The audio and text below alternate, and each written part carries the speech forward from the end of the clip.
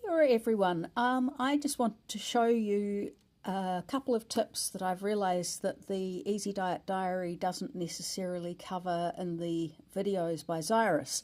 So, looking at this, I'm going to show you first of all how we can delete a meal, and that might be useful if you do intermittent fasting. So first things first, what we do, I'm going to delete the snacks one. So as always, the three spots on the right are the thing that we use for making changes. So we're going to delete that meal. And eventually it will get round to doing it, so that's done it. And so we can then add a meal.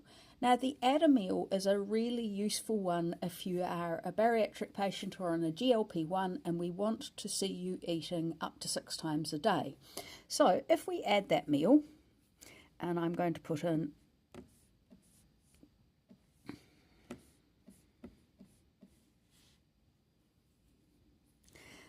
and I'm going to then grab that AM snack and I'm actually going to drag it up into the correct position. And when you see at the end why I'm doing this, you will understand why I'm actually making it as organised and orderly as this. So then we're going to add another one.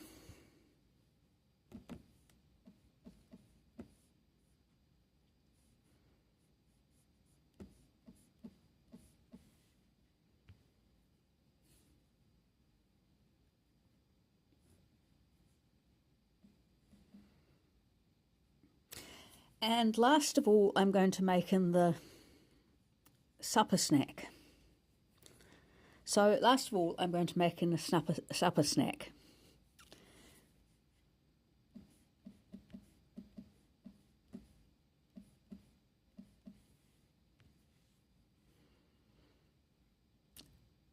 And we're going to drag that up after dinner. So that's one of the first features that's really helpful. But if we were looking towards trying to figure out what was going on for you, perhaps you were a bit symptomatic of dumping, or you were losing energy partway through the day, or it might be that actually just you had IBS and we wanted to be figuring out what was going on, we can actually do a couple of other really useful things here. So again, I'm going to, at the breakfast time, I'm going to put some spots in there. And one of the things we can do is actually log our meal time. And as you can see, I'm doing this mid-morning, but say my breakfast was at 7 in the morning, okay, and then I might put that in, and we might want to know what's going on and when we're having our morning snack, and so we might actually put in the logged meal time of 10 in the morning, in other words pretty close to when I'm doing this, and we could then also work out what's going on for some notes around things. So say I was getting you to measure your blood glucose just before each meal, you could put the B 4.2, so that's before breakfast, 4.2 being the blood glucose. It might be that before AM snack 6.0 and so on, and so it would give us a useful bit of information, and it's all in one place. It might also be that say you had gut symptoms and you would put, for example, bowels open at 7:22, and you might do Bristol stool chart, which if any of you have got annoying guts, you would know that that is the constipation to diarrhea scale. You might do that it was a Bristol stool chart of 6, so that's suggesting someone has got loose stools. So this is all about how we can put that information in, and again, if we save that information, we then have notes down the bottom that give us information in relation to what we've been putting in. Another feature is if you have taken a photo of the meal because you're thinking, oh my goodness, actually I need to probably get back and record this later, you can actually add a photo of the meal. So take a photo either directly, and I haven't got any food on the desk, but I'm going to just take a photo of this, and then I'm going to agree that that's a good one, and we might just crop it a bit, and then crop it. And it's taking a little bit of time, but eventually it will come up and you'll see a picture of the breakfast. So, you know, this is a highly non-breakfast picture, but you get the picture. So last but not least, it's really important to understand the value of having preset meals. So one of the things that I've got in here is a breakfast porridge recipe. And I can just add that straight away. Now, the thing about the breakfast recipe, I can then add in that I actually had half a serving and then add it. And if we look at this there, whoops, we've ended up with 2. So yes, of course, there's an automatic add, but again, people ask me, how do I then edit? At the end of the day, we can actually 0 that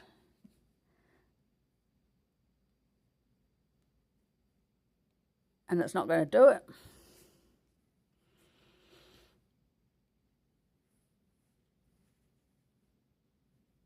We could delete the meal. So, oh, for fuck's sake.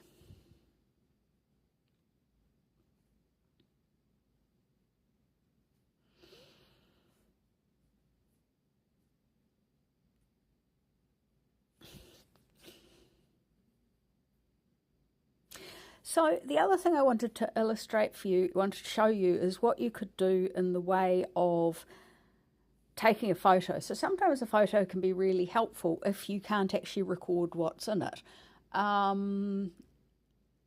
It's really focusing on how we, fuck's sake.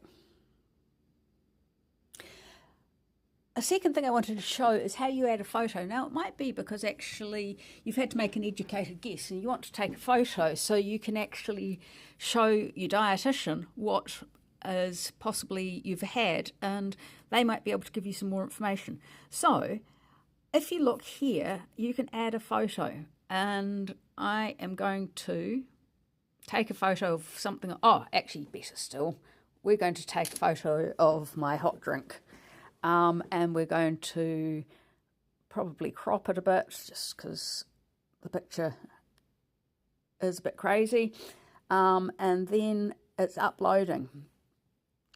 The other thing that's worthwhile understanding is that it's really helpful to have your own foods that you might be using, or recipes which can be used for meals that you do quite regularly.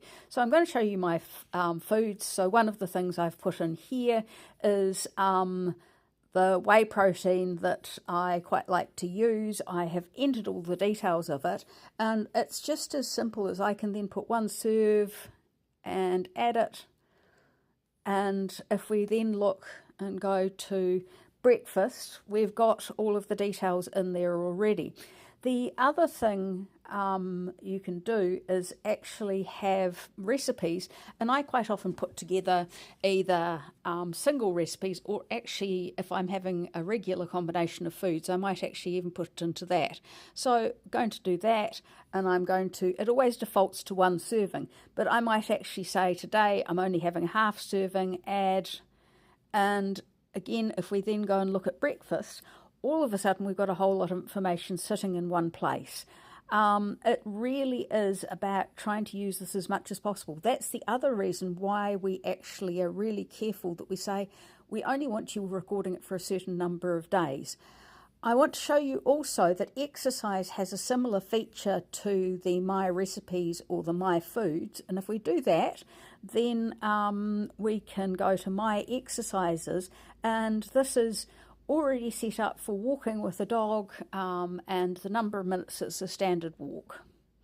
You can either do walk with dog and then do 40 minutes and add it, or you might even do a preset. So going back, all of a sudden we actually have the information of the walk with dog. So just to summarise, this is a way of using it more effectively, and I think it's worthwhile spending some time fiddling and understanding how the system works before you actually dive in and have to do a record. Hope that's helpful. Ka kite anō.